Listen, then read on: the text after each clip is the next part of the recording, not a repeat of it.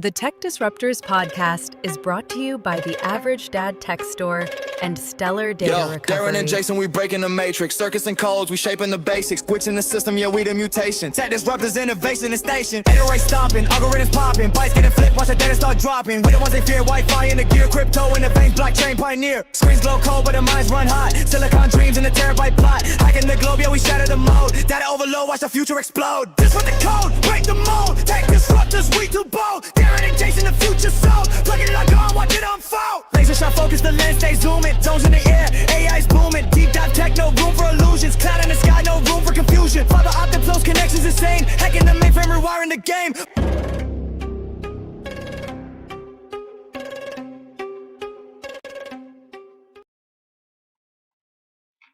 Hello everybody, welcome to our very special edition of our final best of show for 2025. My name is Darren, this lovely gentleman is Jason, right? Yeah, my name is Jason. I'm just showing off my attire here, my dress up this year. You know what? I like it, and I wore the blue to match. I wasn't sure, like I had the suit jacket, had that going on. And well, usually I go all out. I get the suit and the tie. You know what? I like it. It looks comfortable. It looks practical. Very comfortable. Practical? I don't know. In case you're wondering what was happening while we're a bit of late here today, this microphone just stopped working. So we're using some a backup microphone. I'm just going to have it here for show. I look ridiculous. But, this is our final show of 2025 where we count down the best of tech. So for those of you who are unfamiliar, we do a weekly podcast every Sunday, and we did 40 episodes this year. And we are basically going to count down 10 different categories of the best, maybe even the greatest tech of 2025. Now, Jason, if you had to wrap up this year's tech and tech releases into one convenient word, how would you describe it? What adjective would you use to describe this year's tech? I would say convoluted. Like convoluted. That's a good word. Yeah. I like it. Convoluted. Now, for me, I would say messy. So similar, along similar, the same yeah. lines there, yeah. So messy because it's been a really weird and wonderful year in tech. We've had a lot of AI, robotics, smartphones, tablets, laptops, the weird and the wonderful world of tech that has been 2025. So for those of you who are new to our channel and maybe catching us on Twitch for the very first time today, we do a weekly Sunday podcast, 4 p.m. Eastern, but this is our best of show. So we are going to go through 10 fantastic and wonderful categories. But before we jump in, we also usually stream on TikTok, but for some reason, every time we stream, they say we broke some rule and we have to like reapply. It's a swearing. It's been a pain in the butt. Yeah, it might be. Yeah, but TikTok, come on.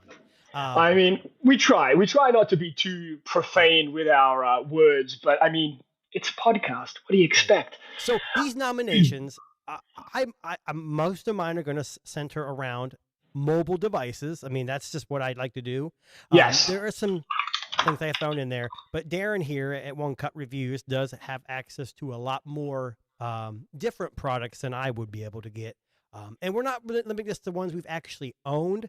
Most of the things that I have on here, I've actually had hands-on time, not necessarily owned. As have I with some of them. Yeah, I mean, yes. We have a category which is if price was no object, which of course we didn't buy that one, but at least we can. Well, that's exactly right. We would never know, right? So that's just part of the game. All right, so we're going to jump into our very first category. And our very first category... Are you going to go from the top, or are we going to start at the bottom? It's this one. So up on screen right now, the strangest product release of the year. Now, Jason and I have gone through quite the gauntlet of product releases this year. I'm not going to lie. There have been some funny categories that could fit into this one. But the strangest product release of the year is one that we both found very bizarre. Okay. We both have a little bit of a giggle at. So, Jason, I'm going to kick you off, and I'm going to pull up whatever we don't actually do each other's answers here, just for the record. Yeah, that's what I was saying. We didn't share each other's answers, and I've got a couple on here, and I'm not saying I'm going to say, like, the runner-up. I have a main one, but I have some, like, honorable mentions. Does that make sense? Is that okay? Well, let's go with the first. Let's go with your main one first. Of course. And then we'll go from there. So Darren's gonna have to search for this really quick. Yeah. Mine, and I think Darren brought this up in one of our live streams, is the Casio AI-powered companion called Is it Moflin? Mofin? Moflin. Yes. Hang on. Do you remember this one? Yes, I'm going to pull it up on He's gonna screen right kick me now. off, and he's gonna show this picture to you guys. Maybe a video. I don't know. So Moflin was this. This was Casio's answer to a, what do we call it? A companion pet, I guess we could call it. AI-powered. Yeah. So this wonderful Moflin thing, and I got a little video here for you if it'll let me play it. Maybe not. These are what they look like. Yeah, they are for sale now. Yep, and you can see what these do, basically. What's the price? I can't $429. Hang on, $429 is what you're seeing. So you can see the little video on screen here. This is what Moflin does. This is what Moflin looks like. It's cute. Don't get me wrong. It's just really weird. Oh, it's Casio, definitely. Why would Casio do this? That's a really good question. I actually don't know. To be brutally honest with you, we had a really good laugh at this when this first came out, because if you can see from the image here, and I'll just pull this up, like what a bizarre looking object. What a bizarre looking thing for. And she's using a Pixel device in that picture. Look at that. Using a Pixel device. That's actually pretty impressive. So for those of you who are unfamiliar with Moflin, this is a companion fluffy device, animal, whatever you want to call it. Apparently, it learns through your interactions, growing as your relationship blossoms. Relationship blossoms. Yep. Okay. Now, basically, this is Casio's emotional support animal, robotic animal, I should say, offering comfort, support, and reassurance so that you can cuddle, pat, talk to, and play with the Moflin. So what do you think? Is this a good Strange product? That's a pretty good, awesome example. Now, of you don't have to show these. I know you're going to go into yours next, but before some of the other ones, you don't have to bring these up. But there was the electric salt spoon. Remember that? Yes. It was a little spoon with I don't know. Yes. Once it touched your lips, it made things taste different. I remember that one. Yes. And then the other was a phone by Nubia. If you guys aren't familiar with Nubia, they make the Red Magic phones too. They had the Music 2. It was a music focus. Now there's other phones since then that have more, a subwoofer built in or whatever. But this one was it was a weird device. But 100%. The Moflin was probably the most strange release this year for me. 100%. It was definitely one of the weirder ones we looked at, but I actually think that I could probably top it with this one. And you're going to remember this one, Jason, because I think both you and I had an amazing experience with this. I know what this is. I already know now you said that. So my nomination for Strangest Product of the Year has to go to this lovely gem. And now this one's I've got a little video to pull this together. No. It's not Mac and Me, I promise. No, I know it's not Mac and Me, but I know what video. If this is the product I'm thinking of, the video makes the product even. Hi, I'm Modern Biology. I make music with plants and mushrooms, and now so can you. This is the Pocket Scion, a little handheld instrument that listens. Okay, the Pocket Scion is my nomination for Strangest Product of the Year. And I believe we had Sam and Joe from the Nomad Tech Project on. Yes. When we were talking about this, and they were like, we all agreed. Maybe I should not speak for them, but this dude, when he is definitely on something. Yes, the guy. I will pull him up in a second in his pajamas. But the Pocket Scion is an electronic device which essentially. No, I wish I did. To be honest with you, it's so weird. But anyway, this weird, almost Doctor Strange looking device here allows you to listen to the rhythm of plants and mushrooms. And we are not making that up. They actually apparently do make sound. This is like a well-known thing. Know, in music, and I'm not a musician by any means. I played instruments, but a metronome helps you keep time, right? Correct. Yeah. Not absolutely. Plants and mushrooms. Well, I'm going to just go back to the video because I know Jason loves this. This is... Just clip onto a leaf and play. What you're hearing is real activity from the plant transformed into notes, melodies, and textures. So I the get pocket the Scion. neat factor. I think what makes this strange, and Darren, maybe I don't want to speak for you, but for me, what makes this strange is it's not necessarily it's a cool product. Like it's kind of neat, but the Yeah. way they present it, it's like a hippie Oh, dude it's strung out yeah. on his mind wearing PJs in the middle of like a creek or something. It's just presented Now, terribly. listen, we didn't have a Design of the Year award this year, but I'm going to be honest. I reckon this would take the cake for Design of the Year as well. Like, I don't look know how about that. beautiful this thing is. It's Beautiful? amazing. Yeah, it's fantastic. Are you It on looks. something right now, Darren? Listen, after watching that video a few times in the past few podcasts, I would argue that maybe that guy is, because this Pocket Scion and Jason's Mothman take the strangest product release of the year. And their awards are in the mail. They're being sent to them right now. Correct. Now, moving on to category number 2, if it'll let me click here. Maybe no. Let's try that. Here we go. The Hype Award. Hype Award. Now, when we were talking about this, Jason, we were talking about the fact that the Hype Award doesn't have to go to the product that had the most hype. It could also be the product that had the most hype and spectacularly failed. So I want to just make that. Or lived up to the expectations. Or lived up to the expectations, Correct. right? Correct. So I'll let you kick things off, Jason, while I figure out what I'm doing. So you might be surprised by this, and I've had some hands-on time with this device. I don't own one. Darren, you have owned it and or may have posted a video or a picture recently. Yes. As I used to own this. So we all know that folding devices are like the thing, or well, the thing. Going to be the thing as soon as Apple releases theirs. Yeah. Which there's rumors about that. We're not here to talk about that. But Samsung's been pioneering the Fold series and the Flip for a long time, correct? Correct. When the Fold 7 came out, it came out to much fanfare. I mean, every YouTuber was like, this thing is amazing. Yep. Everybody was like, this is the best thing since sliced bread. And guess what?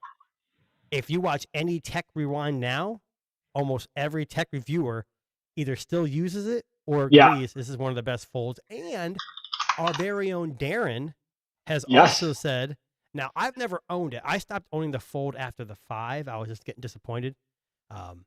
And we all can agree that there's better probably spec'd out folding devices. 100%. Regions, but overall, the entire package, this thing has been hyped and lived up to its name. So my pick is the Samsung Fold 7. So Jason hit the nail on the head there. The Hype Award, definitely.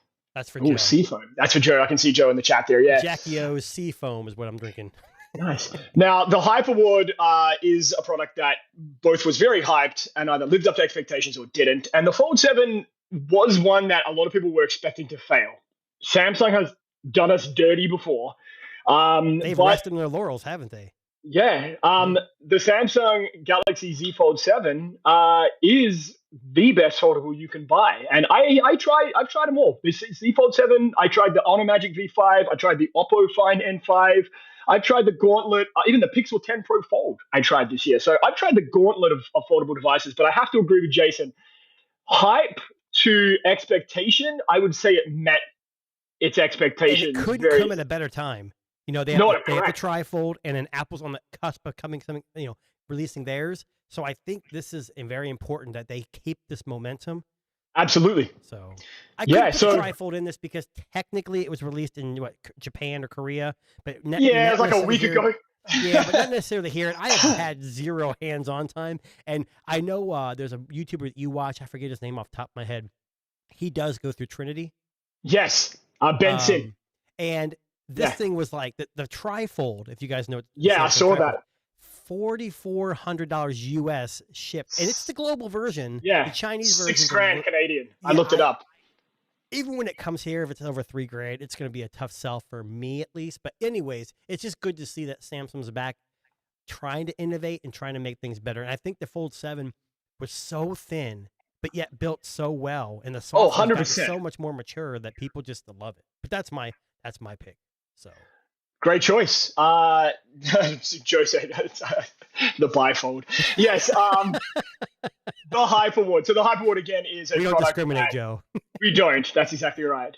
Is a product that lives up or doesn't live up to the expectations. And I too have picked a product here that I believe came out to a lot of hype and did live up to expectations. And my choice this year, which might catch Jason a little bit off the guard here, is the Nintendo Switch 2. Really Now, interesting. when we talked about this on the podcast, there were a lot of people that were pre-ordering. Pre-orders sold out. This was like the product that people wanted to buy earlier in the year. It was the one that most people pre-ordered, waited for, and were pretty happy with. It sold a lot. It did. Yeah, it sold a lot. And I think, honestly, I played with it a little bit. I've never owned one, but I have a friend who has one. And every single person that I have spoken to that owns the Nintendo Switch 2 has said it's an absolutely incredible device and better than Generation 1. Really? So here's what's interesting. Do you remember Devin? He used to be at one of our co-hosts. He's kind of moved on and done some other things, but I think it was him, and maybe it wasn't. I can't remember. Didn't he say that Nintendo fans are like Apple fans? Whatever Nintendo puts out, people are going to love. Yeah. So, well, I mean, they only put out one product, 2 products a year, right? And so they've got to be good. And they've got to be good. Type, so, yeah. Yeah. And, 100%, even Joe said here, by all accounts, it totally delivered. And I have to agree, again, every single person that I know loves this device that has it. And listen, I got no issues with that. I agree. If you're looking for a console gaming device and you want something that's accessible, easy, well built, good battery, it doesn't get much better than that. They nailed it. They definitely nailed it. Absolutely. And that is why the Nintendo Switch 2 and so the Z neither Fox. of us picked a hype device that didn't live up to expectations. No, because I feel like that's going to be our bust, which we'll get to a little bit later exactly on what I was thinking in the year. But that is the hype award. All right, on to the next one. Best new product release. Best new product release. Now, I have a funny feeling that we're going to diverge here, Jason, and I'm going to go sure, first. 100%. If it's okay with you. I'm going to jump. Oh, yeah, go first. For 100%, go first, yeah. So, in a year where there was a lot, you heard me bitching about this, about iterative updates on a lot of things, laptops, smartphones, tablets, etc. I honestly believe that this year there was only one product that has both the potential to be a game changer, but also was an incredible device if you got to get it in your hands. I'm trying to think what you're going to say here, and I can't. Oh, come on. And my choice for best new product release is the iPhone Air. Now, the iPhone Air is, by all accounts, a very divisive product. People either love it or they hate it. They love the build quality, but they hate the battery. They hate that it's only got one camera, but they love the camera that's on there. I've never seen such a divisive product, but one thing that I will say is for my best new product release, the iPhone Air really checked all the boxes. It was something new from Apple. It was a new form factor, a different kind of build, something that felt great in the hand, probably the best feeling device in the hand because of its weight and size ratio. But the iPhone Air, yes, Joe's laughing at the thing best in the hand. I would easily argue that for my choice for best new product release has to be the iPhone Air. I know. Hey, someone said iPhone Air is fire. Yeah, so I mean, there you go. So I'll put that on the screen. You were 100% correct. I 100%, and you're gonna laugh because I don't have the iPhone Air in that category. So that was my choice for best new product release. So let's go over to Jason. Jason, what is your best new product release of the year? So mine is kind of a sentimental thing, even though I don't actually own it. Okay. And it's because of a certain kind of prescription that I'm required to have, which won't allow me to use this device. Okay. But I was a pioneer of the Google Glass. It was way before its time, and it was the best device, one of the best devices. I actually owned it twice. My product, best new product, is the Meta displays. It has to be because it's more on the precipice of where Google Glass was going. And the only downside to the Google Glass, or the Google display, or Meta display, is it uses Facebook apps. So it's not like Google, but this is something we're moving forward. So I think this is amazing because Meta's been pumping money into this. Absolutely. It's going to force Google to start looking back at it, Apple to start looking at this, which I'm sure they always have been. But this is mine. And Meta has made, I don't know, Meta has made some amazing devices. I think right Meta, now. and I honestly have said from the beginning, I think Meta is winning the smart glasses race, and For it now. will definitely for now. Yeah. But agree with you. Yeah, I know it even says Time's best innovation of 2025. So it is one that people revere, and other people do believe this is a great new product release. Arguably an awesome product, especially with the controls and the in-display. Was it actually Time's device of the Time's best invention? In our thumbnail thumbnail says Time Tech of the Year. There you go. That's a total coincidence. I did not. Jason stole that. No, but in all honesty, the Meta Ray-Ban display edition with the interior display, the finger ring control thingy that it has is pretty freaking awesome. And listen, definitely deserving of best new product release. Definitely right there with the iPhone Air, arguably, because looking at this, it's an incredible product. And if you've used the Gen 1 of the Meta Ray-Bans, you'll know that not only do they have great cameras, but amazing ability to sound. You had AI capabilities. Meta Ray-Ban display for best new product release of the year is definitely one that Jason and I can agree on there. Oh. That was pretty good. I think the iPhone Air is a unique choice, but either way. I picked that one. Right. That's my opinion. Again, and I like. No. Listen, a lot of people will argue high and dry that the iPhone Air is garbage, but for someone that had it in his hand for just a short week, I loved it. I actually kind of wish I could. And most people, I think MKBHD, Mr. Who's Boss, all agreed it was in their top 3. Yes, but there was just those trade-offs that kept them from pushing it over the edge. Again, for me, it's not the best product of the year because we're getting to that later on, but it is the best new product release, in my book anyway. Okay. All right, moving on. If Money Was No Object Award. If Money Was No Object Award. Now, I'm going to let Jason take the cue on this first one here. So I have a kind of a more realistic one. Okay. And a one that's more far-fetched. And I'm going to go with if the money was no object, the farthest fetch item. Okay. We talked about this. I don't know if anybody's actually done this or not yet, but my big one, and I'll do the runner-up after that, is the Unitree G1 robotic humanoid. Okay, let me pull that up. $21,000, I believe. So, if money was no object, the Unitree G1. It now, says starting at Jason, $13,500, but well, I think that's US, or maybe it's US. Well, I'm assuming that's the budget version. The one that's the one that's missing everything. Does no battery. Yeah. But the Unitree G1, we talked a lot about the Unitree G1. Yes. It popped up a few times on our podcast. Now, arguably, I would have to say that's a really good choice if money was no object. Humanoid, agent, AI avatar. And if you remember the videos that we showed you on the podcast, and I think there might be one right here. This thing is a walking, talking, miniaturized humanoid robot that can do shit for you. Fight you. Yeah. You can karate kick it. I mean, if money was no object, it dances. Unitree, if you're listening, if you want to sponsor a podcast, send us one of these each. Hey, we'll definitely use it. Absolutely. My bodyguard is going to walk around my house all night. The Unitree G1. Look at that. Wow. That's amazing. Pretty impressive. Smooth it is. Yeah. Oh, absolutely. It's not like the Russian robot was it Russia that fell on its face when it walked out? Oh, the Russian. Yeah. The Russian robot, unfortunately, did not live up to expectations. So my pick for the If Money Was No Object Award is the Unitree G1 robotic humanoid, starting at $13,500. But my runner-up before he goes his was I wanted to put the Samsung Trifold in here, but again, it really wasn't released in 2025. Correct, yeah. For us here in the U.S. and North America and most of the world. I said the Huawei Mate XT. I don't know if that was released this year or not, though. Was that released this year? That was. Okay. Yeah, the Huawei Mate XT. I believe the Mate XT is that tri-folding. Yes, I'm going to pull it up. It actually folds more in more positions than the Google or the Samsung one does.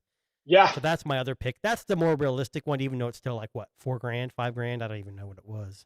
Yeah, so honestly, both really good choices for If Money Was No Object. The Mate XT, I just wish I had the money to buy that thing. It's the first trifold that came out, but it's also Huawei. And you know what? It doesn't have a Google stuff on it, but I'd still like to try it. Now, I'm deviating a little bit here because this is something that I really wish I could afford, but at a whopping $4,900 each, Each. Canadian. Oh, I know what this is. Each. I think. My choice for product of the year is the Deviant Phantom Ultimate. Now, I don't know if we talked about this on the show. You may And you remember, can't Jason. just buy one. You have to have No, two in stereo. you have to buy two. And if you look on the And screen the right stand. there, And the stand. you need the stand. And so each of those is $4,900 or $9,800 for the pairing. But Does this it come is with a stand? Does it come with a no, stand? that's an additional op. So if you look on the here, so stand is $599, remote control is $299. What? Yeah, like They just upcharge insane. for a remote control.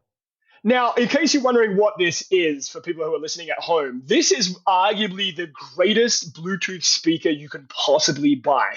Now, just to give you some specifications, this is pumping out 108 dB, I believe, and it comes with pretty much everything you can possibly imagine a Bluetooth speaker to have, and it is absolutely stunning. Now they do Like- have a different version, a smaller version, I thought, and it comes with a kit, but it's still like $3,000. Yeah, no, listen. And everyone like- who owns one has two. Yes, that's exactly right. Listen, if money was no object, I'm going to be honest with you. If I wanted to deck out my home theater here at home, I would buy two of these. You wouldn't sync need them more up. two of those. That's it. That's all I would ever need. But at 4,900 Canadian, or probably what's that, like $3.5 US per Hey, speaker. if they want to sponsor us too, well, I'm down. Like, that's just an insane amount of money to pay for. But I will say, it is beautiful. Yeah. Like in all colors. Like the gold. Doesn't Look at matter. the gold. Like, If they said you get one and we'll give you half price, and I was going to buy it, I don't care what color. Just send me one. Like, just look at that's just beautiful. That's a beautiful piece of tech. Again, if we were talking about a design award, which we didn't do this this that year, would be. but This is better than the last one you said for design. you reckon iPhone Air is less? I mean, this is a beautiful. No, looking you had device. the weird dude, the mushroom music. Oh yeah, sorry, the Scion. Yeah. But this one, the Deviant Phantom Ultimate, again, probably one of the most beautiful and powerful Bluetooth speakers there are on the market. It's 108 dB, 14 to 35 hertz, 1,100 watts, 1,100 watts of Jesus. power. Like, that's something that you would watch. It's kind of like when Bose was first, Bose back from the late 80s, early 90s, how they used, space very well to produce a good sound. And I think that's what this company does too. Absolutely. But out of the chat, Devin had a good one here too. Yeah. So if you guys aren't aware, RAM for PCs went from like $80 to like $380 Yeah. for like 16 or 32 gigs of RAM. So it's kind of tongue in cheek what Devin said here, but definitely if money was no object, upgrade Oh, your absolutely. RAM. Yeah. So that's our choices for if the money was no object. But what about the flip side of if money was no object? Well, thank you for mentioning that. Let's talk about best value for money item. Look at that. It's almost like Jason knew it was coming. That's so weird. I know, right? Now, we're going from one end to the other is obviously different. But I will say that this would be what we largely consider to be a product that's worth every penny. That's a nice way of putting it, right, Jason? Yeah, I would say worth every penny, but also not very expensive. Like its cost is exactly what it should be, and it's hard to explain, but basically the best you can get for what you're getting money wise. Okay, so I'll kick things off with us here. Sure. Now, I was fortunate enough to get my hands on one of these about halfway through the year. And when I first initially used it, I wasn't a big fan. But the more and more I've played with it since, I start to realize just how amazing this product can be. What were you playing with it? You're going to show us. I don't want to know. So my choice is the MetaQuest 3S. Okay. Now, coming in at just $329 Canadian, which is like $270 US. I have the 3, and it's a couple hundred, maybe $100 more. Yeah. So for somebody that was new to the world of virtual reality, I was lucky enough to get my hands on this, and both my son and I and my wife and I had played with this, and both agreed. It did make me nauseous a little bit at the beginning, but I think my eyes have gotten used to it. But the games and the versatility of this product for just $329 is incredible. You want to watch YouTube on a big, massive fictional 150-inch screen, you can. You want to chat with people in virtual worlds, you can. You want to play some of the best games that are out there that involve you moving and kicking and punching, you can. So my choice for best value for this year, and I argue anybody to find a virtual reality headset that is cheaper than $329. Not even that. That has this ecosystem is it's incredible. Fantastic. And I think the only real difference, now people in the chat or people who watch this later may be able to specify. I have the 3, but I think the only real difference is probably I think the visuals are slightly better. The lenses, the lenses. Yeah, I don't know what everything else is the same. Like the tracking, the AR is. I mean, I know you can go out and get the Vision Pro or the Samsung XR, whatever it's called, but that's like, well, especially the Apple, it's way up here price wise, and this has much more, software, and it's got hand tracking, it's got everything. Absolutely. You can ask for, yeah. And if you want to play VR games on your PC, you can wirelessly do that too. Well, again, I think for me, with this product, the reason that it's a best value is because it's not just something for me, it's something for the whole family. And it's something that the whole family can use, right? So I feel like that for that reason alone, it brings so much value to the equation, right? So my choice for best value for money item from this year's tech is the MetaQuest 3S. Man, that's a good one. I did not think about that. I know. So I had to think hard on that one. That was a hard one. I'm not going to lie. Jason, what's your choice? So my best value for the money is a smartphone. And I actually own this one and last year's version. And by far, I don't care if you are a guy who runs the best flagship device. Mine is the CMF Phone 2 Pro. This phone, I'm going to pull it up right now. And I know the Nothing 3 has struggled. This is CMF is their off-brand or their lower budget brand. But I don't know how they make money off this. I don't understand. It's like $279 US, and it's got 2 cameras, fast charging, a big battery, beautiful screen. Now the cameras aren't great, like because it's a cheap phone, but for what you're paying, you can definitely use those cameras.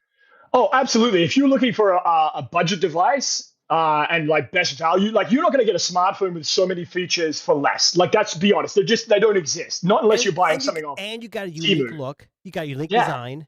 You got things you can add and take off. It's not as modular as last year's, but it still is modular to a certain extent. Yeah. And you get, I think I just announced Android 16 coming to this and the first one. So you're getting new software. I don't know. I think nothing excels in the budget area, and in the flagship, they kind of struggle a little bit. But like 100%. CMF is amazing with earbuds and phones, hands down.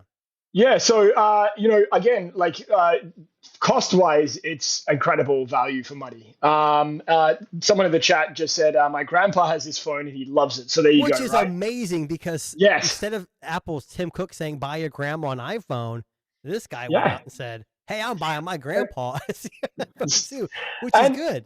Yeah. Listen, and a lot of people, this is on a lot of people's list this year. There really isn't a better value. If you're looking for a smartphone, but you don't want to spend Apple money, this does pretty much 90% of what an iPhone can do. Maybe not as fast, maybe not as good cameras, but... Well, I asked around, and a lot of people that were iPhone users suggested the 16E. And I said, hell no. Yeah. That is by far way too expensive. What is it, $699? I know you can get on carrier deals here in the U.S. really cheap. Yeah. But this phone for $279 outright, you don't owe your carrier any money. You get plenty of updates. And I'll say this. I think the camera, having multiple cameras over, I think the E only has one. Yeah. I think this is a better deal. I don't care if you're iPhone or Android. I think this phone will surprise a lot of people. Oh, absolutely. And I unfortunately, like Nothing in CMF, they're just a bit hard to come by here in Canada, but you can import them. And again, arguably, easily could be product of the year as well for some people, given the value for money and value proposition that you're getting here. So for Jason's choice of best value for money of the year, it's the CMF Phone Pro 2 or 2 Pro, depending on where you're coming from. Now, we've had a lot of people chat in the chat here, giving their feedback. And, a lot of people saying DJI mics, RAM, all of that stuff. The DJI mic Mini. The Mini, sorry, the Mic Mini, yes. Yeah, I had the Mic Mini. I wasn't real impressed with the sound, but the value it's dirt cheap, especially if you have a DJI. What's the Pocket or the action camera? They pair it up. Yeah, they pair up instantly. So yeah. So this year, Jason, we have been inundated with AI and smart products. So naturally, our next category is best smart product. Now, you want me to go first, Jason, or you want to go first on this one? You're going to say me. I'm the best smart product. That's exactly right. I was just thinking that. Yeah, right there. That was really bad. You took it, man. You took it. Lost our whole audience. Yeah, all of our audience just dropped off. No, I'll kick things off here. So I was very fortunate that this year I've tried a lot of smart products this year. I've got smart Wi-Fi cameras, security solutions, all kinds of crazy shit. But the one that actually brought the most smart functionality to my life is one that a lot of people had on their list this year, and one that I was very fortunate to use, and that is the Ray-Ban Meta. Now, this is the Gen 2. Obviously, I had the Gen 1. I haven't yet to try the Gen 2. I have the Oakley ones, which I haven't even unboxed yet, but I will get to that eventually. But 100%, the Ray-Ban Meta glasses were a revelation for me this year as a smart product, because I'd never had a pair of smart glasses before. I never had a product that allowed me to take photos, remember notes, play audio while I was in the car, in my passenger seat while my wife was driving. I literally was watching YouTube videos and no one had any idea because the sound was coming through the bands themselves. Right. Yeah. Like, to be honest with you, for the price and the look, that classic Wayfarer look, and I know they have other styles, but that was the one that I had. That's what I had. Yeah. I mean, I know Jason mentioned the display ones earlier, but for me, if you're looking for something that just, takes the occasional photo, has some AI smarts and plays music, really doesn't get better than the Meta Wayfarer Gen 1 or Gen 2, whatever you can get your hands on, I guess is a good way to put it. So that is my choice for best smart product. I would say that's a pretty good guess. I mean, we both had Meta on our list, which is very surprising because I would say 2 or 3 years ago, we'd both be like, Meta who? Like, yeah, exactly. That's kind of crazy. But it shows you that if you invest a lot of money, even if you're losing it, eventually it'll pay off. Because it sounds like Facebook, or I shouldn't say Facebook, Meta has sunk a lot of money into this stuff, and it's 100% paying back dividends, at least with popularity and marketing for them. Yeah. So my best product isn't really a product per se. Okay. It's more of something that most people have on their device, unless you're an iPhone user. And okay. My smart product of the year is Gemini Pro. And Nano Banana. Gemini Pro. So I'm going to see if I can pick up a picture here. Let's get a look. So if you don't know, I know Google's working with Apple now next year to have Gemini involved. Yep. Gemini is amazing. And for those who use iPhones out there listening to this, I understand you use ChatGPT. Yeah. And that Apple Intelligence never really worked out. And I'm not trying to poke fun at them. But once you start using Gemini Live, 100%. It's freaking amazing. I know ChatGPT is very similar. Gemini does have a little more restrictions, which I like because it doesn't let things go too far. And then you add Nano Banana. Yeah. And it's like, and here in the U.S., there's a big rivalry between Ohio State and Michigan. And I know Michigan's going through a lot of stuff with their coach being in jail for assault and cheating on his wife, whatever. Correct. But anyways, before that happened, before the game, I went into Nano Banana and said, put the Michigan coach in Ohio State gear at the Horseshoe, which is the stadium where Ohio State plays. And it kicked it out, and I'm like, holy crap. Like, it looked pretty good. It looked so I think with this, it does toe that line of what's real. And now all my family knows, hey, we can text. And when you text a picture, you can hit the remix button before you send it. So now everyone's playing with it. I did notice, though, when you have a group of pictures or a group of people, and you hit remix and you add something, their faces do kind of change a little Distorted a little, Yeah, but it's getting there. So I think Gemini and Nano is only going to get better. 100%. It's not limited to Pixel. I know Pixel it's showcased on, but every phone I have has Gemini, and it works fantastic. So Absolutely. No, Gemini is definitely a smart product, and look, a lot of us use it on the daily now, like organizing our emails, our text messages, generating images, editing documents. I what do you think think, it's just Darren? Gemini or Grok. Oh no, Gemini for sure. Listen. I'm a big fan of Gemini. I'll be the first to tell you Grok that I is do good. use it. I will Grok tell you, is good. Grok in my Tesla is very similar to Gemini Live. You can talk to it, and now you can start it and set navigations and all that stuff. I think did Grok have some weird adult? Yeah, it got in a little bit of trouble. Yeah, but Early on anyways, in the but year. Gemini definitely is better than Grok, better than ChatGPT. I would say. I know ChatGPT people will disagree, especially iPhone users because that's what they're using right now mostly. But Listen, I'm gonna be honest with you. I was in the car yesterday with my wife, and she's trying to get Siri to fucking pull up anything, and that is just a piece of shit. I'm gonna be honest with yeah, you. Gemini can't come soon enough to an iPhone. Like Siri doesn't know how to do shit, and when she does go to Chat GPT, which she does often now because she's garbage, it does nothing. isn't it an extra step though? I had the iPhone 17 Pro for a little while. I didn't get a chance to really mess with it. Yeah, But when you ask Siri something, don't you have to actually you have to activate a button for it to give it access to see? Chat That's GPT. I don't Yeah, know. but listen, it takes like 30 seconds. I don't want to fucking wait 30 seconds for But this is what makes Siri to Gemini answer. the smart product of the year for me because it's homegrown and Yeah, and Google has created this from the ground up from the Pixel years before this current yeah. generation. Whereas Apple just went out and said, "Oh, we can't do this," and everyone's leaving. Let's just put some money in a Chat GPT and Gemini and go off that. So I think Google's the Pixel devices are great, but I think their true innovation is AI with Gemini, 100%. Yeah, and look, again, we already mentioned in a previous show that Apple has I guess purchased the rights to use Gemini, and I'm assuming that's going to be coming on the next iPhone or maybe Android users are so mad, but it's a power play for Google. They're making it so much is. money off, and the data they're going to scrape. I don't care if Yeah. you're an iPhone user; they're going to get access to that data. You can Oh, absolutely. cry all you Yeah, I want. think you're going to see a lot more integration between Apple and Google this year. I think like this coming year.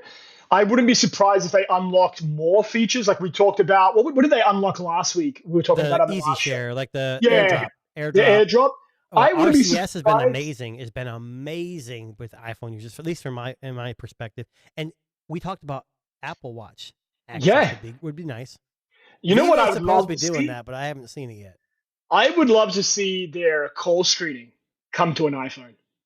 Like I No, know see, that. you got to save some things for Android only. If you want True. to have competition, Yeah, I understand that, but I mean, again, if you're gonna kiss Apple's ring and you're gonna be getting the big bucks from Apple, I I don't say know. Do you this. think they're kissing Apple's ring, or they're just knowing they're going to have a trove of data, which is worth Oh, so yeah, much more money? the data is gonna be what it's really I think about, right? Google. I think it's the other way around. I think Apple's on its knees to Google, begging Yeah. for Gemini Well, access. after all the departures of all their like AI engineers who are just like, Well, yeah, see you later, yeah, guys. we've This ain't talked working. about that too. We're not trying to bash iPhone. Apple's a No, huge company. Apple. They're Yeah. worth trillions of dollars for a reason.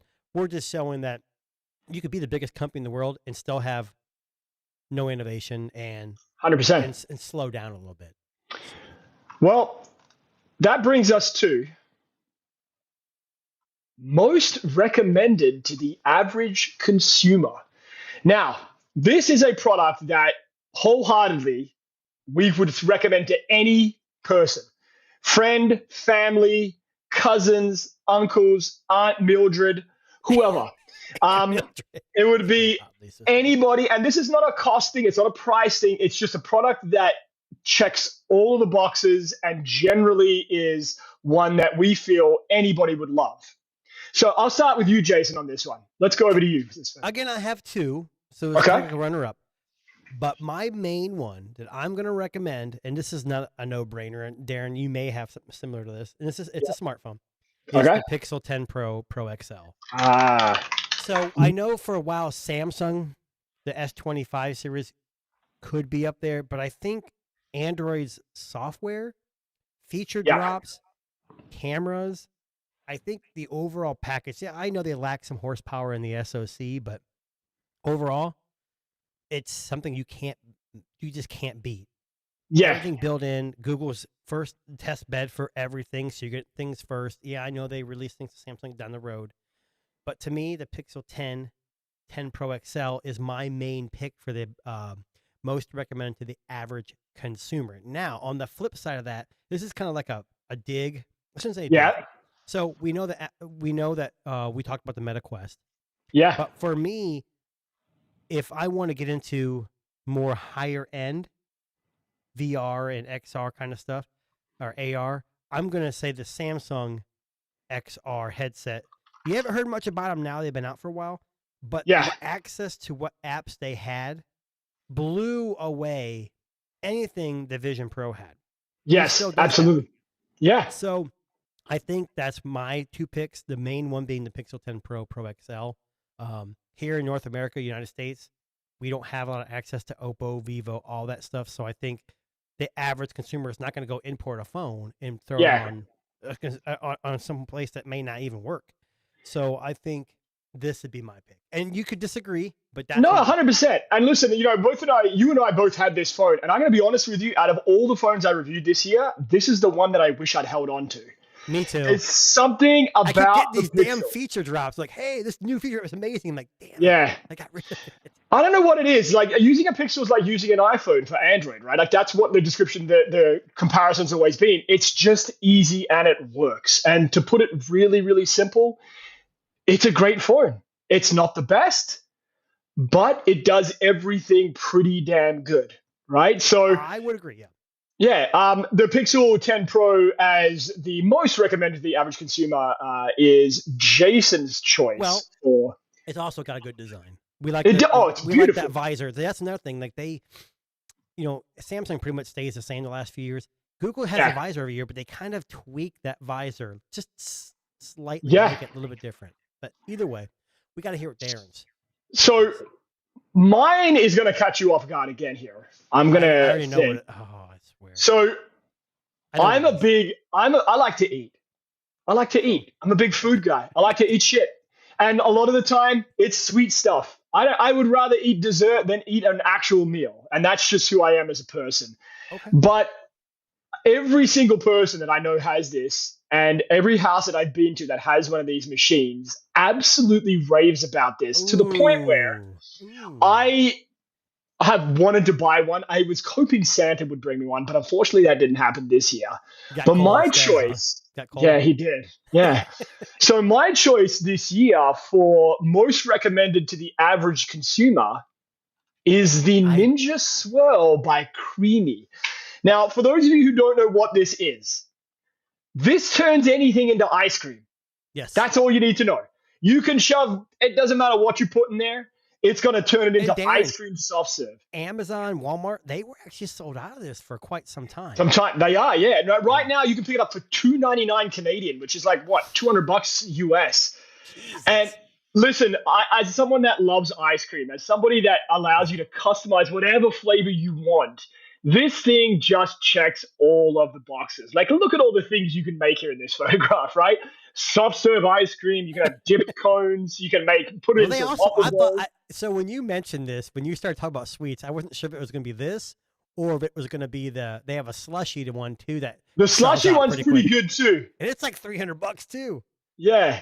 Now, this makes obviously pints of ice cream, I guess is what we would call it in the UK or in the US. But essentially, it makes It can make soft serve ice cream, or it can mix up like a small tub of whatever soft serve or ice cream of your choosing. I will say this: I almost bought this because it was this before I don't know we've already talked about this. Yeah. I almost bought this, but I watched a video and it's not. They portray it as something that's really easy. Yeah. There's quite a few steps involved with making it. It's not hard by any means. It's not like making ice cream. But it's not like super simple. There is a process, but for $300, and people have said it makes, no matter what you put in it, turns out pretty good. You want Nutella ice cream? You can have Nutella ice cream, and I would love to have Nutella ice cream. You know what I just pictured myself? Ice cream. Yeah, think about that. Right? But you know what I picture myself doing if I own this? I would be like a fat kid, my mouth underneath the nozzle that's just shooting ice cream into my mouth and I'm swallowing it whole. That's exactly what I would be doing. I would be disgusting. And my wife... you wouldn't want... I mean, knowing where you're from, you wouldn't want Vegemite ice cream? Vegemite ice cream? Can you imagine? That's probably incredible. The sweet and salty... Mixing that okay, together. Okay, yeah, Yeah. mixing it. I guess I've had Vegemite before. Plain by itself, absolutely not. It's Listen, like I'm gonna be caviar. honest It's with like, you. Vegemite's used in a lot of like stews and like curries Right. because it's like a thickening agent and it brings like that necessary salty kick that a Right. lot of those like deserve. But listen, this Ninja Swirl by Creamy, like I see this in the store all the time, and I'm like, I'm just gonna buy it. I'm just gonna buy it. My wife's like, don't buy it. You're not gonna It's use one it. of those things where it's like it's priced just at that point where it's kind of pricey, and it's Yeah. like, am I actually going to use it? So it's hard to like You know what it reminds me of? justify. Yeah. The George Foreman grill. Like you Yeah. don't need a George No. Foreman grill, but the idea of owning a George Foreman grill is an incredible proposition. But anyway, I've never owned one of those. yeah, I know, right? We actually had one in my home here for a little while because our barbecue broke, and we were Right. desperate to have like cooked meat. And we used it for a bit there. But yeah, most recommended to the average consumer, the Ninja Swirl Creamy or Jason's product, which I've forgotten what the hell it was now. What was it? Are you serious? The Pixel 10 Pro XL. Sorry, I'm doing a blank. Well, I should say XL. The Pixel, You know Pixel what? 10 Pro XL. I was salivating about I the know. ice cream. I blacked out. I'm sorry. I had to. Unfortunately, it's hard for me to pick just one thing. So, like, I know. said, the Samsung XR was like the runner-up. So. It's pretty good. Pretty good. Now, one that we always look forward to every year, and this is my favorite graphic that we created for the show this year as well. Bust of the year. And no pun intended on the bust. That's sad. I know, right? Look at his face. Look at his face in that statue. Yeah, there's definitely a product that fits that face for sure. So, for those who are new to our final show podcast here, the bust of the year is a tech product that simply was hot garbage. It did not live up to expectations. It is way too expensive, way too underpowered, or whatever your description for the bust of the year could be. Now, Jason, I'm going to take lead on this one because I have a funny feeling we're going to sync up on this one. Okay. I think we're syncing up on this one. I'm going to be honest with you. I've got one main one, and it's kind of like a category, but I've got 3 honorable mentions that I have to admit because it pissed me off so much. I've got to admit, I've got to talk about it. But anyways, I'm gonna actually start with my honorable mention. Believe it or not, and this is one that almost made weirdest product of the year. Interesting. So wait, are we going to sync up on your main one? Is that I think we're going to sync up on the main. Okay. So I'm going to show my honorable mention first for bust of the year, and that is the Friend AI pin, which I know you forgot about, Jason, because I didn't forget about it, but I did. It wasn't on my list, but I definitely didn't forget about this. So the Friend AI pin is a wearable Bluetooth connected device that essentially is meant to be like your best friend, and it sends you messages to your device saying things, remembering things, and just being pretty garbage. Darren, what makes me mad is this is your bust. Okay. This is my problem. runner-up. You have friends. What if it's somebody like who doesn't have friends, and this is the only friend they have? I mean, look at this poor lady in this photo. Like, this photo says everything you need to know about the Friend She's AI. She's all by herself in like a movie theater or something. She's like alone. She looks miserable. Like, this says everything about the Friend AI pin that needs to be said. Now, if you remember, it was only like $129. So affordability-wise, if you wanted to try it, it wasn't going to break. AI was good, maybe, but I can't. Now, can I ask you a question? Sure. Do you think this is the Rabbit R1 of this year? Like, it's going to get good? No, he's just gonna go to the grave. The Rabbit R1 has, and I'll be honest with you, I haven't turned my Rabbit R1 in a while, but they have made leaps and bounds. I don't know much about this. If I had purchased it, I would definitely hope. But we all know that these AI devices, like what was the one with the laser on the hand? Oh yes! Oh my god! Humane pin. Like they kept pushing and pushing and pushing, and it got rushed. And then they did updates. It didn't do anything. They offered a discount. It got warm.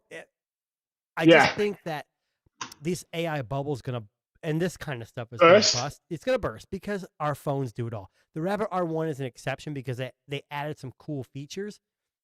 This is like a pendant that you wear.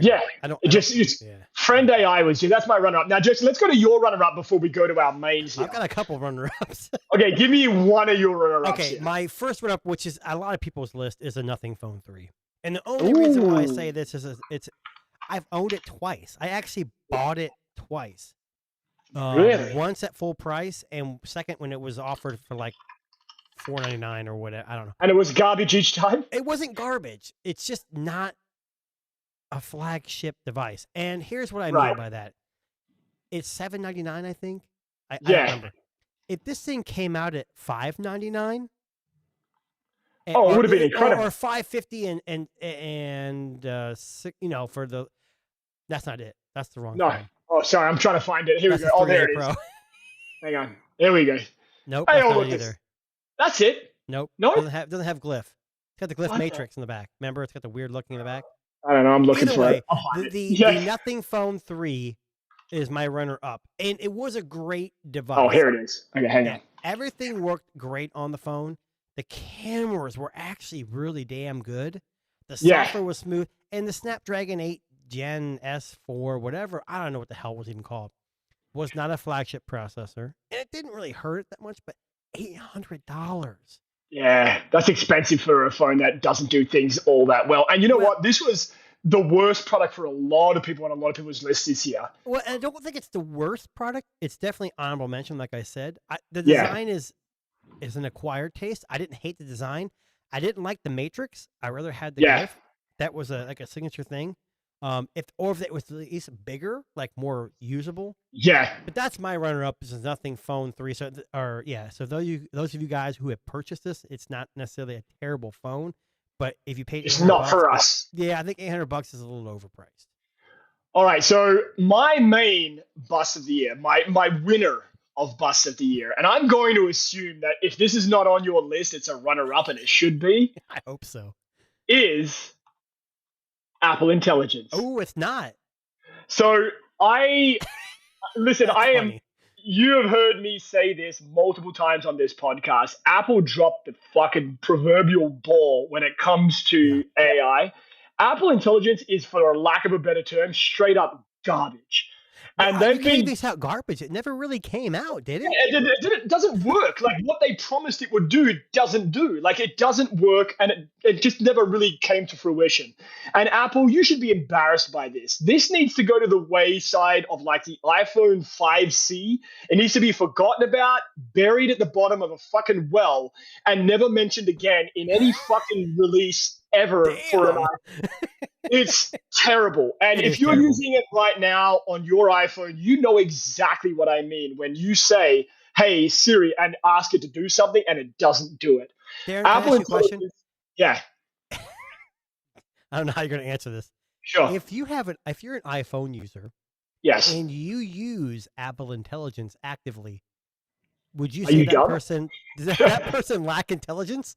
Yes, Are they're you- dumb. Oh wow, okay. Oh, I'm call throwing them that out there. Call If 'em you like you think see it. Apple Intelligence is AI at its best, you are gravely mistaken. I This wouldn't should say be they lack busted. intelligence. I'd just say they have. This is the problem with the division with Android and Apple. Apple people think they're so much better than Android, when in all reality, most phones, especially flagship phones, are very similar in Yeah. every aspect. There's very little difference except for muscle memory, how you get to places. But when Yeah. it comes to AI, Apple definitely dropped the ball. There is no Oh. comparative. We Yeah. have ChatGPT. No, you don't own it. That's a separate company. Apple's paying. Yeah. So yeah, I agree with you. This is a pretty good choice. Choice? I know. I thought hard about this one, but I honestly couldn't think of Did anything you really think worse. hard about it? Yeah, I couldn't think of anything worse, to be honest with you. That was Well, just absolute garbage. okay. So What's your main one here, Jason? let me give you Ooh. one more runner up. Then Okay. I'll give you my main one. Sure. So my runner up, another one is it's Apple, the Apple Pocket, the sock, oh, and the their sock. pop socket. Okay, I want to go to the sock is a good choice. I gotta And they say, I have a was pop thinking about socket it. too. Yeah, Yeah, really? Are you kidding me? yeah. This is It's the pretty terrible. stupidest product I've ever seen. And we're losing viewers probably because we're talking bad about Apple, of course. But Yeah. it's not that it's a bad product. It's you paid how much they charge for this? It was like $100. Like, I Yeah, can't even remember it's now what it was. ridiculous how much they charge. And then they have a socket too that's like 80 or $60, and you can go on Amazon and get one for like $2. Now, can I ask you, on your bingo card for this year, did you ever imagine Apple releasing a sock for your phone? I'll Could be you? honest with you, on my bingo card, I didn't really think that Apple would release this many shitty products. Yeah. Listen, I'm going to be honest with you. I went into the iPhone 17 series fully ready to go back to Apple. I was going to buy the Pro new Max. look. Yeah, the new look. I was going to go all the way back in and just be like, this is the year. We're back. I'm going to go all in on it. But after trying a few of the iPhone 17 models and realizing Apple Intelligence was shit and that Apple may have lost the fucking plot. Well, it's not just that. I had the Pro, and I never used Siri. I have never used Siri because I didn't think it was that good. It's just that like iOS 26, even now, I have people coming up to me, and I'm not in IT, I'm in law enforcement, but I have coworkers that have iPhones like, oh, my phone's not working right because iOS 26 is effed up, or I got this update, it's not working. Basically, it would just usually requires to turn your phone off and back on. Yeah. But for the average consumer who doesn't understand why their phone just isn't working, because Apple always claims that, that's my thing. I had the 17 Pro for like a week, and I'm like, no, not for me. Besides the look, nothing had changed. The cameras are okay, they're great, but they're not any better than the Pixel to me. But and with that socket, kind of another runner-up. I know you're tired of this. Yeah. The Vision Pro 2, which was a joke, because the Vision Pro 1 was way overpriced. The Vision Pro 2 is the exact same thing with an extra strap, the same price, and a newer chip, but nothing else. Like the biggest, stupidest update. I don't know what it was just thinking. shit. Like, I can only imagine that they were already working on this after the one, and they had to push it out because they already invested the money. That's the only thing I can think of. I want to show you this graphic because this made me laugh. So here is, hang on a second. Here is the difference between them.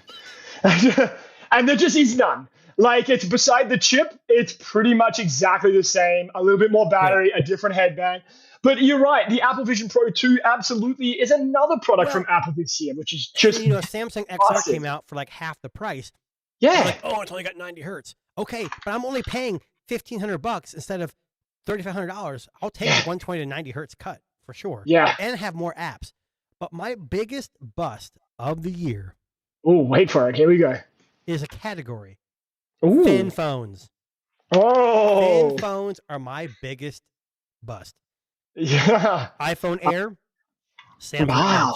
And as we know, the Samsung Edge has already been canceled for next year. And the iPhone Air 2, probably, if not, if it's already in the works, maybe. They've already cut production of the original one. Here's my problem.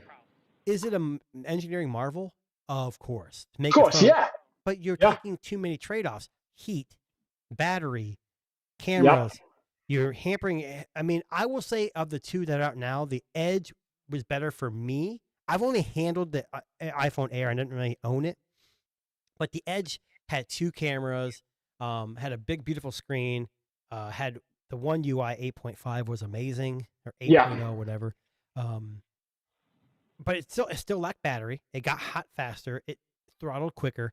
But and then I think the iPhone Air had a new chip, but it was hampered, one less GPU core. Yeah, it was just thin phones are dumb. Like, unless they figure out a silicon carbon battery and they get a massive battery in there for the same thinness and better cameras.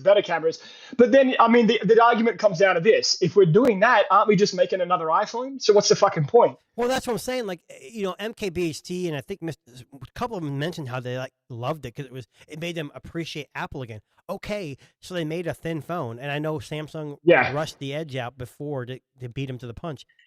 It didn't make me love Samsung anymore. No. The only thing that made me love the Samsung Edge, besides it being thin, is the price. Because at the time I bought it, it was like $599, which is a perfect price for a flagship thin phone. For $1,000, the iPhone Air, hell to the no. The one camera lens, smaller I don't give a crap what you think about Apple. You're making too many trade-offs for that price, and that's why I think thin phones are not the future. I think two iPhone Airs together could make a folding device. Maybe that. And it could be an amazing folding device too. And we already know Samsung can make thin folding devices. So either way. So bust of the year. Runner-ups. There's so many busts this year. And Apple. Thin phones, Jason shooting down. We're just shitting on Apple all over the place today. I know. I'm not against Apple. This is the first year where I didn't consistently carry an iPhone. Yeah, me too. Actually, The second 17 year just now. wasn't. The 17 Yeah. is probably the best bet if you're an iPhone 17 user. But Yeah. I just was not impressed. I would have totally gone all in on the iPhone Air. Would it have had a bit better of a battery and maybe 2 cameras? I would have rocked that for the most of the year. But unfortunately, doesn't work that way. All right, second last category, Jason. The most improved product of the year. Now, I'm going to take point on this one, Jason, because there are I just changed mine before we started because, yeah, we'll talk. Last minute. So most improved product is a product that either was in the market previously and they've done an amazing job to make it better, or they completely overhauled it and made an amazing product from one that used to exist. I think I know what you're doing. I think I know where you're going with this. But for me, there's only one device that arguably is the most improved product that I've used this year. And just to give props out to Dean from Mobile Syrup, who also mentioned this in a write-up he did recently. My winner is the Samsung Z Fold 7. So much so that I actually went and repurchased the Samsung Z Fold 7. When I talked about mine, one that was the most hyped and lived up to the hype, I didn't pull it out. I saw your message. I'm like, that son of a bitch went out and bought another one. I managed to pick up one cheaply a couple of weeks ago, and it's been my secondary device. My main device is still a Vivo. This does not surprise me though, because most people would. I shouldn't say most people. Most tech reviewers, I think, are kind of on the same page as you. Yeah. Honestly, like, it's hard to explain what Samsung did right here because, iteratively, it's probably not that different. No, right. But when you get it in your hand and you start using this thing, there's something magical about it. It's ineffable is the word. It's hard to describe. You just have to use it to know. The cameras are better than people expect. The battery is better than people expect. Most improved product. Yeah. It's an incredible device. I think I agree with you. I think it's not just like I talked about. It isn't that much different. It's super thin. Absolutely. Super thin. Yeah. But I think their software, like they just keep getting better and better. And it's only got, 5,000 milliamps, but the battery life's pretty decent because the Snapdragon 8 Gen 1 easily gets you through a day. Yeah. Yeah, easily gets you through a day. Yeah. Yeah. So, That's a good pick. So my most improved product this year, really simple, is a smartphone. It's the Z Fold 7. That was my runner-up. That was my runner-up. Oh, was it? Yeah. I never thought it was my first. It was my first. But I didn't want to put it twice. I know a lot of people do that, but I didn't want to I haven't actually owned the device. I've only handled it for friends, so I don't want to nominate it too much. But well, I'll say this much: I never thought that a foldable would stay in my pocket, nor would I rebuy it in a year for as long as it did. This was my main device. You know what's funny? Yeah. The only device I bought twice this year was one of my honorable mentions for Bust of the Year. Nothing. Oh, there you go. Yeah. So listen, I've been using it for a little while now. I kind of flip my SIM in and out between that and my 2 other main camera phones, which are the Vivo X. The Vivo X300 Pro and the Honor Magic 8 Pro, which we both love, which we'll probably hear a lot more about in January. But that is my vote for most improved product. So, Jason, you changed. Not bad. Not bad. I think that's pretty good. My most improved product is probably something you never expected. Okay. It is a mobile device. Ooh. So, I have used. I think I already know. I'm gonna pull it up. I'm not even gonna pull it up yet. I don't think you know. I think this is gonna surprise you. So, I've used a lot of phones over this year. A lot of phones, and a bunch of them recently. And most of them imports, and most of them have worked pretty good for me. Yeah. But there's a company that I used to buy from a lot, and then I stopped because I'm like, you know what? They're just not that good. You think you know, but you don't know, Darren. I do. 100% I do. Okay. So this company just killed it with this phone. Yeah. And this, you're not. Damn it! You were right. Okay. I thought you were going somewhere else. Yes. No, I got you. It is the Poco F8 Ultra. So I don't have a SIM in this right now. I just don't have enough SIMs. Where do I start? It starts at it's incredible. $700 to $800, but it's got a Snapdragon 8 Gen 5, the best CPU in an Android device right now. It's got 3 50-megapixel cameras, a tuned by Bose subwoofer system. Now, Yeah. take it with a grain of salt. It's not a bass heavy phone, but compared to some other phones that have good phone, like the iPhone, this has a very full sound. Yeah. Huge. The reason why it's not product of the year for me is that the cameras still kind of lack. Yeah. Xiaomi's OS has gone. I mean, I haven't had a Poco. I think last year I got one. It was more of a budget mid-range one, but their OS has gotten better. Their cameras are getting better. And this is a budget device, you guys. So Yeah. they've never been focused on cameras on this. So this is the first year they did it. And I'll be honest, I'm going to try to take this off. I got a different case, but this denim is like a rubberized denim. Like it feels really good in the hand. Does not feel cheap. Does not feel terrible. So for me, most improved is the Poco line because they've finally done something that no other company can do. I mean, Apple's the 16E, same price as this. Price, yeah. This is. I know for some of the tech YouTubers, like this was product of the year for some of them. And you're right. It's not product of the year for me just because I don't think the cameras are really, really good, but they're still like, you and me both know, there's a handful of cameras, obviously in a different price class, that are that much better. But man, the Poco, I mean, I tried to give it to my daughter yesterday. I'm like, hey, do you want this phone to upgrade your nothing phone too? No, not really. Okay. Well, I mean, she's probably happy with it, right? Like, your daughter's probably not like she wants a phone like a Samsung or an iPhone where she can get cases, a wealth of cases, like fancy wealth of cases for a Poco F8. You're just not going to get like. She didn't like your Hello Kitty case there, Jason? No, she's into the K-pop. She wants a K-pop. Oh, yeah. Okay. Yeah, I can find a K-pop case for this. No, not at all. Poco. Yeah. Well, yeah, great choices. I think we both had good choices there. But I agree. That actually brings us to our product of the year. The winner, the best in all categories. Drum roll. There you go. Your whole screen is like vibrating with you. So product of the year is a product that I or Jason both loved wholeheartedly. Yes. One that we simply lament and think about on a daily basis because it enchanted us. It bewitched us with its beauty, its functionality, its prowess in the field. Now, Darren, with that said, we have to have a runner-up. I have to give a runner-up. Okay, so let's talk about your runner-up first. Let's go with that. You want me to go first? You want to go first? Absolutely. Do you have a runner-up? No, but I'm sure I can think of one. Well, my runner-up is a device I'm currently using. Oh. That's all I'm going to say now. Okay. It's the Honor 8. The Honor Magic 8 Pro.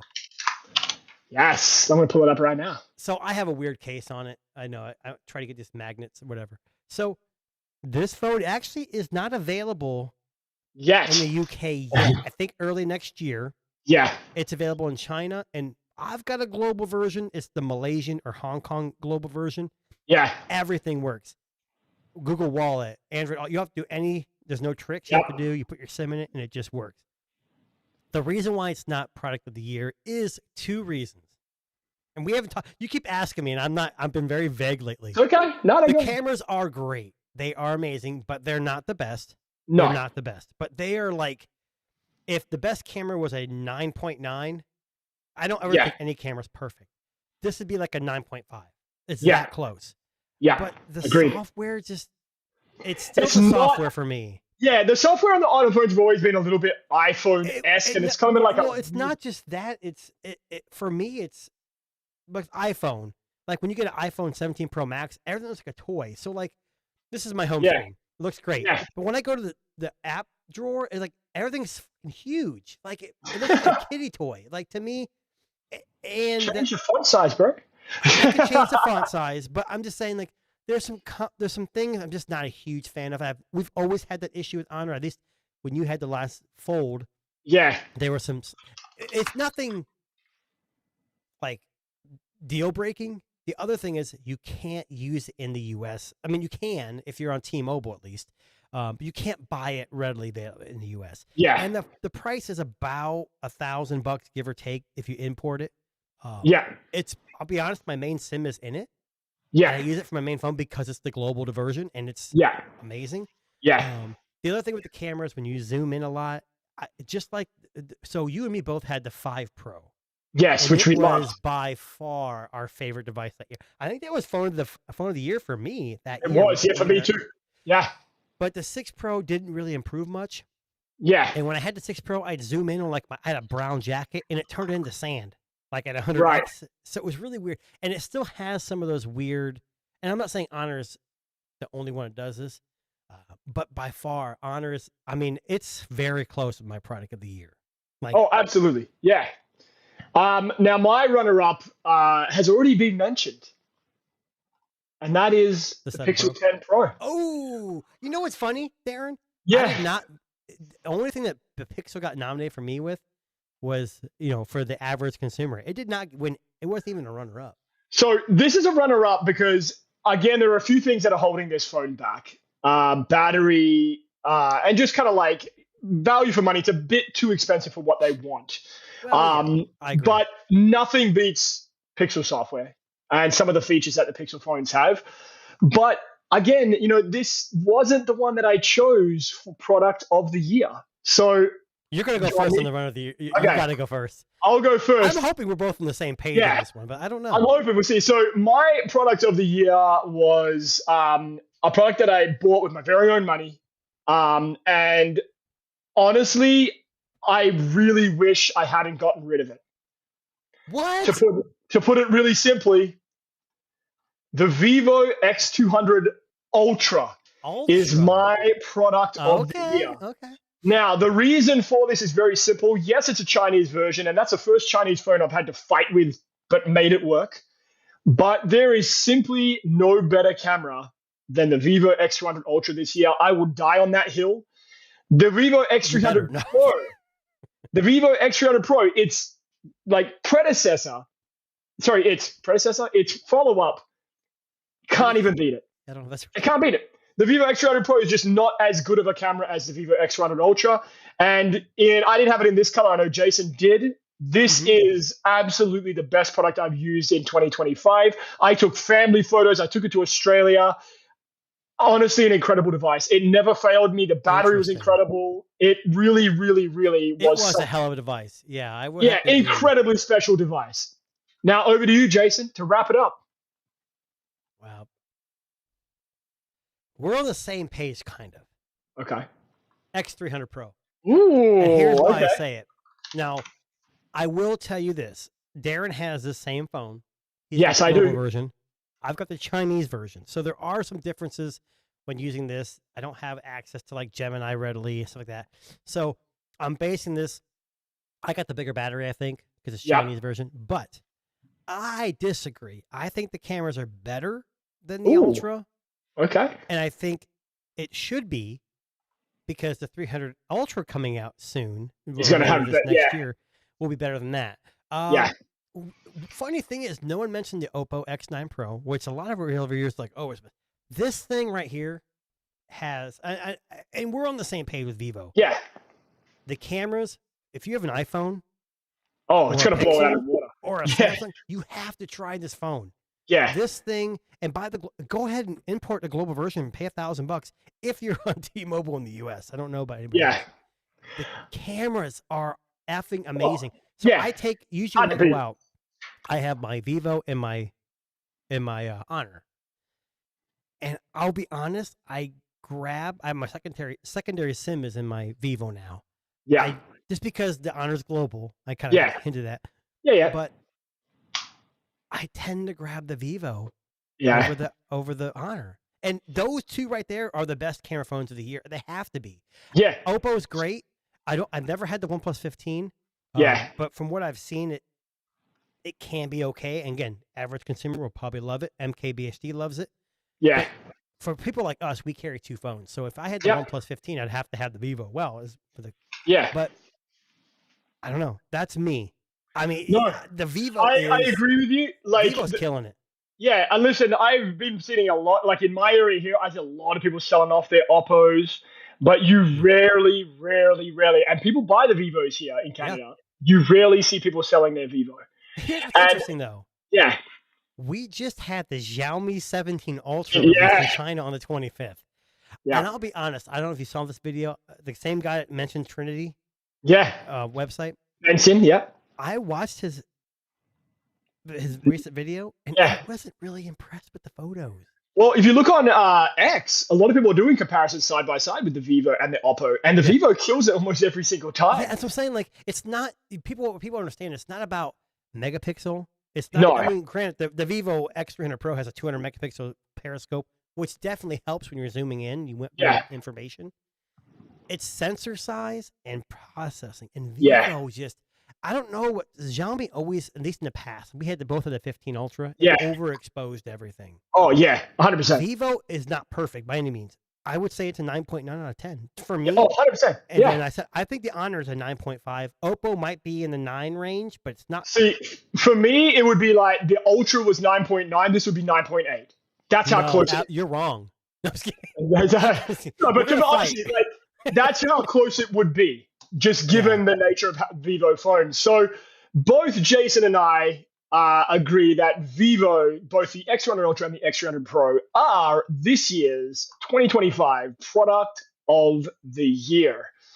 So now, Darren, Jason, it's been a year, buddy. It's been a year. It's been one hell of a year, and you know, just up to this date, there's still phones coming out. I know. We could easily got the Ultra in.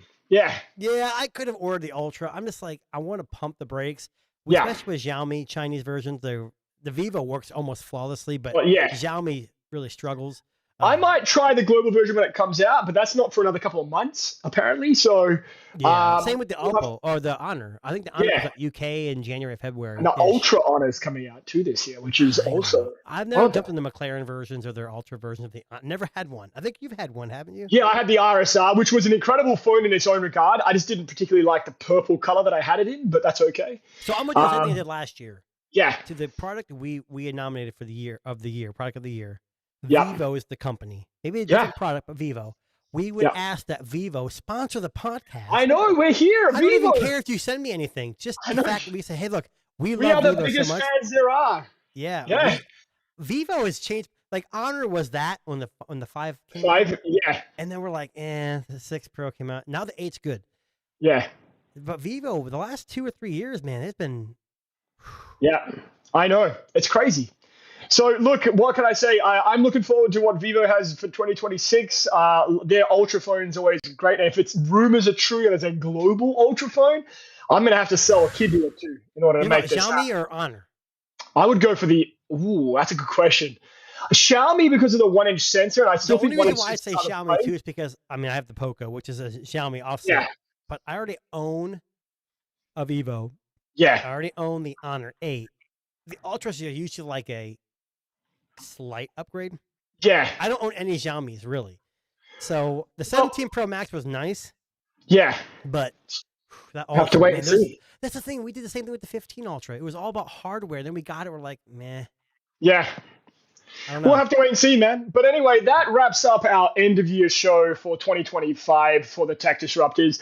My name is Darren. This lovely gentleman. My name is Jason.